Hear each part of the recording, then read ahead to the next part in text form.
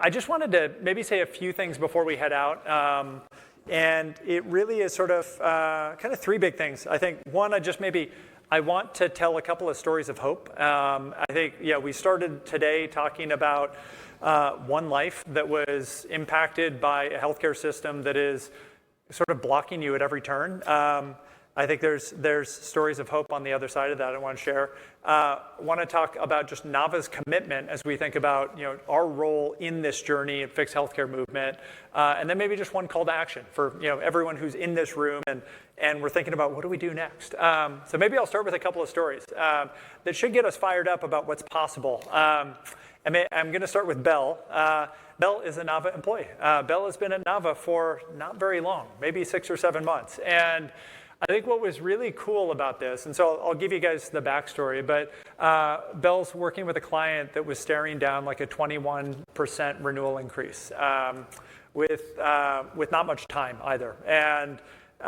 And there were hundreds of different plan options that we could consider across various carriers and whatnot. And Belle had her sort of like what I'd call like HQ aha moment a couple of months ago, where she basically uploaded every single alternative plan option across a number of different carriers into HQ, as well as their existing health benefits plans, and said, help me find an alternative that works inside of their structure that they want and saves them some money. And in the span of an hour in a morning, HQ was able to navigate every single one of those plans, evaluate every single one of them, compare the structure to what their existing plans were, and identify for her a plan that went from a 20% increase to a 4% increase. What's not on this slide is that it also, I think, reduced the high deductible health plan option deductible down by a couple $100 and made a richer base plan. And Belle dropped this note into Slack. She's like, by using HQ, I was able to come up with an option that gets to a 4% increase. She said, thank you, HQ. This is like giving her leverage. So we are going to be working on making a lot more of these sort of scenarios happen in 2026. That's a huge part of what we're trying to do, is enable our team to enable your team to create great outcomes and sort of magic there. So that's story number one. Story number two. Julia is not here. She might be on the live stream right now.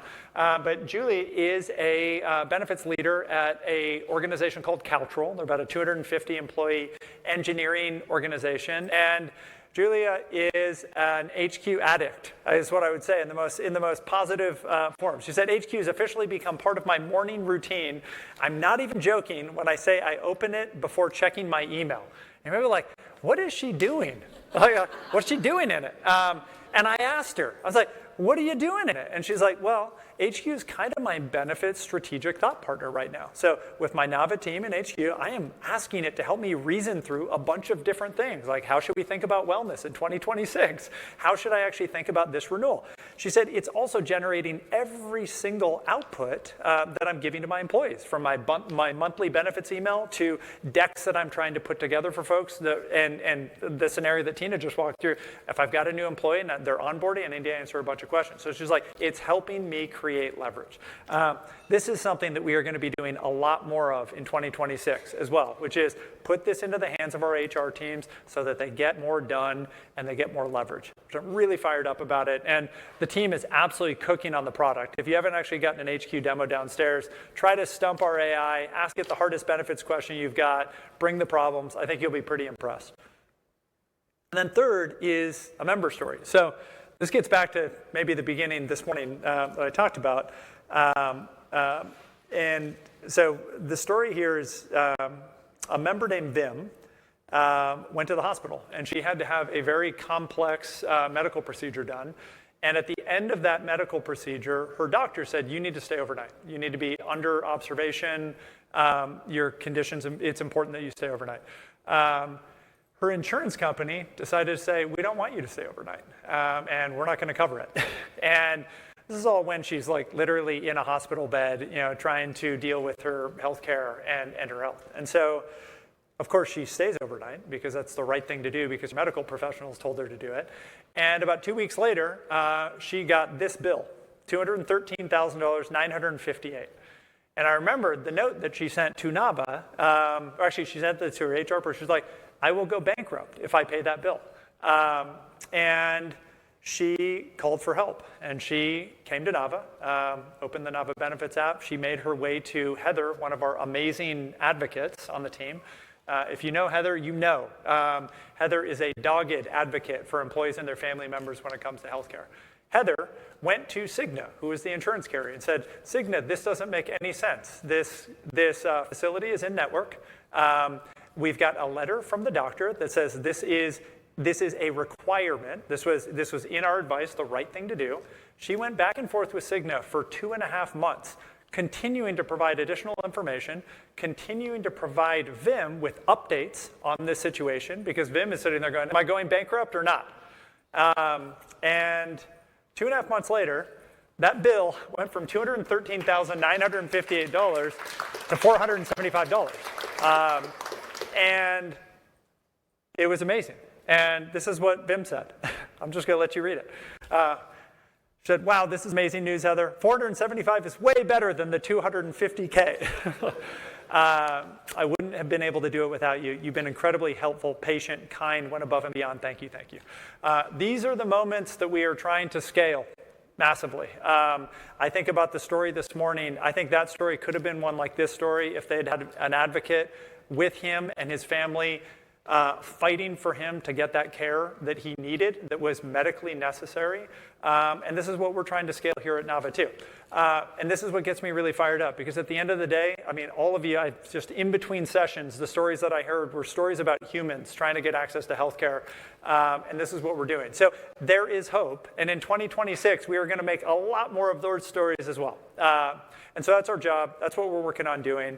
I think what I want to sort of share with you, like our commitment in this journey goes back to that formula, which is bring innovative healthcare solutions, technology that eliminates friction, and expert people who give a shit or who care.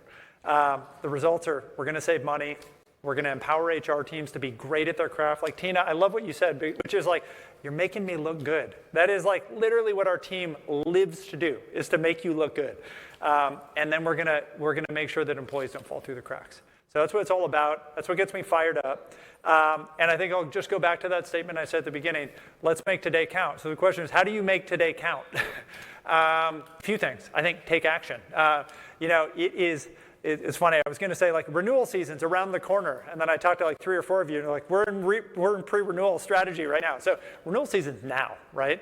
So I think the way that we make today count is let's walk out of this room today, take action in 1 or 2 different ways from what we've learned today, whether it's engaging one of the new innovators that we just met downstairs, whether it's thinking about a new strategic direction, whether it's pairing with your Nava partner to go figure something out to better support your employees and their family members.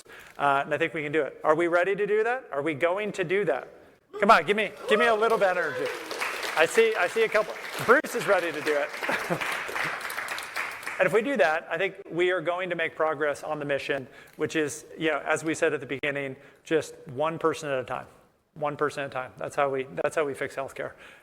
So with that, really grateful for everyone joining us. Now we get to do happy hour. So I'm going to get out of the way. We are going to head downstairs. We've got drinks, we've got food, we've got fun. What I would also say is engage with the folks down there in the Benefits Innovation Hall. They're doing incredibly cool stuff. I mean, we were talking about health plan redesign. We're talking about consumerizing preventative care and preventative health solutions. I'm really fired up about it. So with that, thank you all. That's a wrap. We're going to do happy hour now. Let's have some fun. Cool. Let's see.